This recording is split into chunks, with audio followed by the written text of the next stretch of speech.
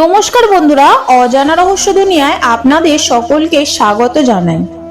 আজকে আমার আলোচনার বিষয় হলো শ্রীকৃষ্ণ কেন জগন্নাথ হলেন। তাহলে জেনে নেওয়া যাক জগন্নাথ দেবের অদ্ভুত রূপের পেছনে গোপন কাহিনীটি। আপনি কি কখনো ভেবে দেখেছেন পুরীর জগন্নাথ দেবের হাত পা নেই কেন? কেন তার চোখগুলি এত বড় বড়, আর কেনই বা এই রূপে শ্রীকৃষ্ণ, বলরাম ও সুভদ্রাকে পুজো করা হয়? শুধু একজন ঈশ্বর নয়, জগন্নাথ দেব আমাদের ভক্তির গভীরতাকে চিরদিনের মতো রূপ দিয়েছেন।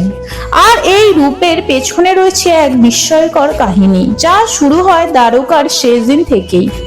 আজ আমরা জানবো কিভাবে শ্রীকৃষ্ণ হয়ে উঠলেন জগন্নাথ, এক অলৌকিক, অসম্পূর্ণ অথচ পরিপূর্ণ ঈশ্বর রূপের জন্মগাথা।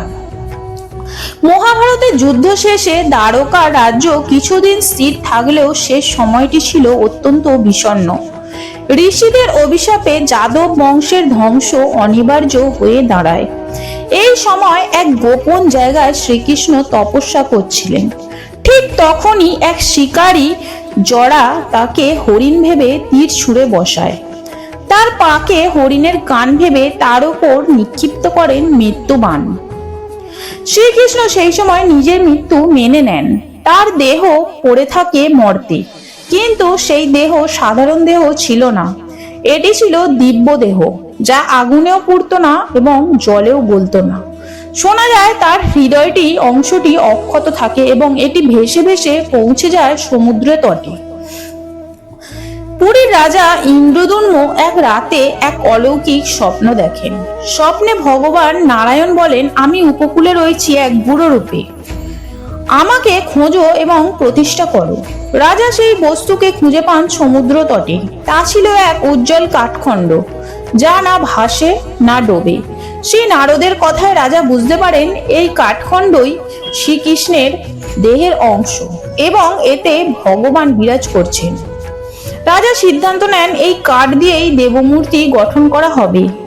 তখন বিশ্বকর্মাকে আহ্বান করা হয়। বিশ্বকর্মা বলেন, আমি মূর্তি নির্মাণ করব, তবে একটি শর্তে। কোনোভাবেই কেউ দরজা খুলে আমাকে দেখতে পাবে না।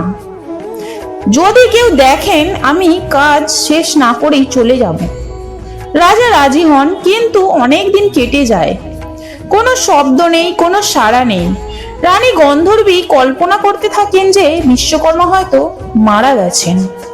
অবশেষে রাজা দরজা খুলে ফেলেন। দরজা খুলতেই দেখা যায় মূর্তিগুলো তৈরি হয়নি সম্পূর্ণভাবে। তাদের হাত নেই, পা নেই, দেহ অসম্পূর্ণ, কিন্তু চোখ দুটো এতটাই বড় যেন সে চোখে গোটা বিশ্বকে ধরে রাখা যায়। এই ছিল শ্রীকৃষ্ণ, বলরাম ও সুভদ্রার নতুন রূপ। জগন্নাথ রূপে আধ্যাত্মিক তাৎপর্যটি জেনে নিন। প্রথমে রাজা দুঃখ পান, অপূর্ণ মূর্তি, এটি কিভাবে পূজিত হবে? তখন নারদ বলেন, এই রূপ ঈশ্বরের ইচ্ছে। এখানেই ঈশ্বর ভক্তদের কাছে আত্মসমর্পণ করেছেন, নিজের সমস্ত অহং ত্যাগ করে। তার বড় বড় চোখ বোঝায় তিনি সব সময় আমাদের দিকে চেয়ে আছেন। তার হাত নেই, কারণ তিনি কাউকে আঘাত করেন না। তার পা নেই, কারণ ঈশ্বর সর্বত্র, তার চলার দরকার নেই। এই রূপ হলো এক সর্বজনীন ঈশ্বর রূপ, যেখানে জাত নেই, বর্ণ নেই, রূপ নেই, শুধু প্রেম আর ভক্তি। জগন্নাথ দেবের বছরে একবার ভক্তদের মাঝে বেরিয়ে আসেন রথে চড়ে। এই রথযাত্রা কেবল উৎসব নয়, এক বিশাল আধ্যাত্মিক বার্তা। ভক্ত যদি না আসে, তবে ঈশ্বর নিজেই চলেন ভক্তের ঘরে। পুরাণ বলে সেই সময় 3 ভাই বোন একত্রে বেড়াতে যান মাতুলালয়ে। তাই রথে চড়েন ভগবান জগন্নাথ, বলরাম ও সুভদ্রা। মন্দিরে প্রতি 12 বছরে একবার জগন্নাথ দেবের কাঠের দেহ পাল্টানো হয়, যাকে বলে নবকলেরব। কিন্তু হৃদয়, শোনা যায় সেই মূল হৃদয়খণ্ড আজও রয়ে গেছে, যা ছিল শ্রীকৃষ্ণের অন্তিম সময়ের স্মারক। কেউ কখনো সেটি দেখে না, কেউ জানেও না তার রূপ কেমন। শুধু বলা হয়, যদি কেউ সেটা দেখে, সে জীবিত থাকে না। এতটাই গোপন, এতটাই পবিত্র সেই হৃদয়। জগন্নাথ দেব শুধু এক মূর্তি নন, তিনি এক দর্শন। এক অপূর্ণ রূপ, যার মধ্যে লুকিয়ে আছে পূর্ণ ঈশ্বরত্ব।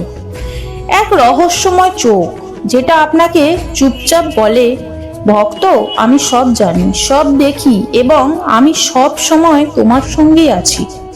তো বন্ধুরা, আমার এই ভিডিওটি কেমন লাগলো? যদি ভালো লেগে থাকে লাইক, শেয়ার এবং সাবস্ক্রাইব করে আমার পাশে থাকবেন। ধন্যবাদ।